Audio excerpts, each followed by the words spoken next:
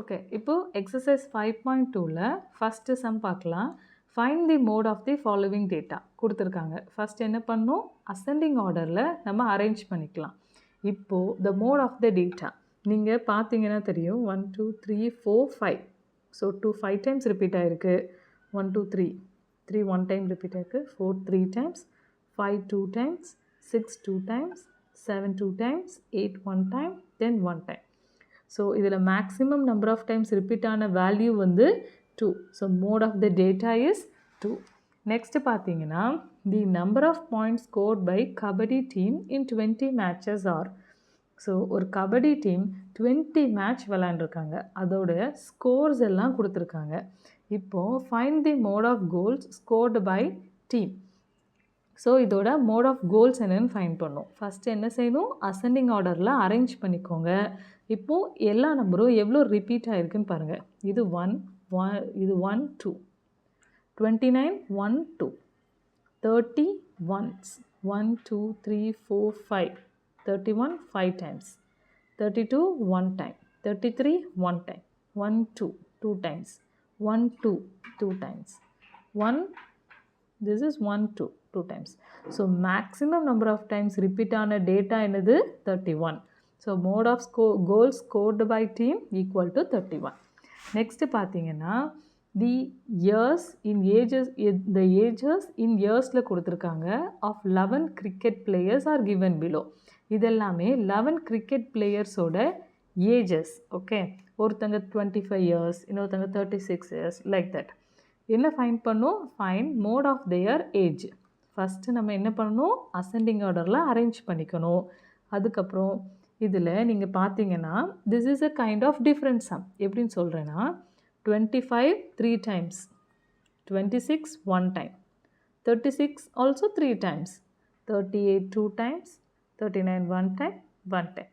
So இதுவும் 3 time, இதுவும் 3 time. இதுதான் மேக்ஸிமம் நம்பர் ஆஃப் டைம்ஸ் இந்த ரெண்டு வேல்யூ ரிப்பீட் ஆகிருக்கு. ஸோ மோட் அப்படின்னா இந்த செட் ஆஃப் வேல்யூஸில் 25 அண்ட் 36 போத்து என்னது மோட் தான். ஓகே,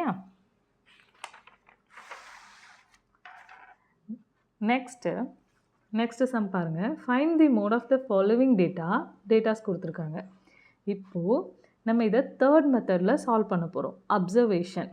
ஃபஸ்ட்டு 12 14, தென் 12 ஆல்ரெடி எழுதியாச்சு. ஸோ அதை ரிப்பீட் பண்ண வேண்டாம். தென் 16 ஒன்ஸ் வந்திருக்கா, 15 ஓகே, 13 ஓகே, 14 ஆல்ரெடி மென்ஷன் பண்ணிட்டோம். ஸோ அதனால் நம்ம எழுதலை. அகெயின் 18 எழுதியாச்சு, 19 ஓகே, 12 ஆல்ரெடி வந்தாச்சு, 14 ஆல்ரெடி இருக்குது, 15 ஆல்ரெடி எழுதியாச்சு, 16 ஆல்ரெடி எழுதியாச்சு. இந்த மாதிரி ஃபஸ்ட்டு அப்சர்வேஷன் எழுதிட்டு இப்போது 12 எத்தனை டைம்ஸ் வந்திருக்கு அதை நீங்கள் கவுண்ட் பண்ணி எழுதணும்.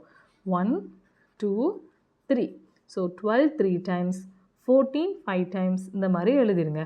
இப்போது மேக்ஸிமம் நம்பர் ஆஃப் டைம்ஸ் எது ரிப்பீட் ஆகிருக்கு, இதில் ஹையஸ்ட் வேல்யூ என்னது 10. ஸோ இதோட டேட்டா என்ன கொடுத்துருக்காங்க 15. So mode of the data என்னது 15. இப்போது ஆப்ஜெக்டிவ் டைப் கொஸ்டின்ஸ் பார்க்கலாம். 5th கொஸ்டின் என்ன கொடுத்துருக்காங்க, the colours used by the 6 students for drawing is. ஒரு ட்ராயிங் வரைகிறதுக்கு 6 ஸ்டூடெண்ட்ஸ் என்னென்ன கலர்ஸ் யூஸ் பண்ணியிருக்காங்கன்னா blue, orange, yellow, white, green and blue. Okay, இதோட மோட் என்னன்னு கேட்டிருக்காங்க. ஸோ மேலே கலர்ஸ், கீழே ஃப்ரீக்வன்சி. கலர்ஸ் என்னென்ன கலர் ஒன்ஸ் மட்டும் எழுதுங்க. Blue, orange, yellow, white, green, blue. Already blue எழுதியாச்சு, அதனால் நான் திருப்பி எழுதுகிறேன்.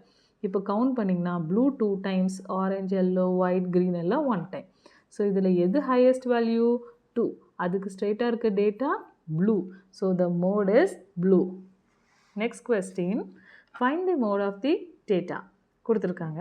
இப்போது இது நம்ம ஆல்ரெடி பார்த்த சம் எக்ஸசைஸில் எல்லாமே எல்லா வேல்யூமே 1 டைம் தான் வந்திருக்கு. Hence there is no mode.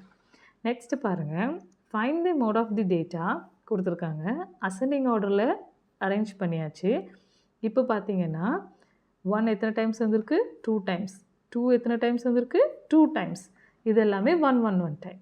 So எக்ஸசைஸில் பார்த்த சம் மாதிரியே இதில் மோட் ஆஃப் டேட்டா என்னது 1 and 2. ஏன்னா இந்த ரெண்டுமே maximum number of times repeat ஆகிருக்கு, அதுவும் சேமாக, இதுவும் 2 டைம்ஸ் அதுவும் 2 டைம்ஸ். அதனால் இந்த கேஸில் mode of the data are 1 and 2.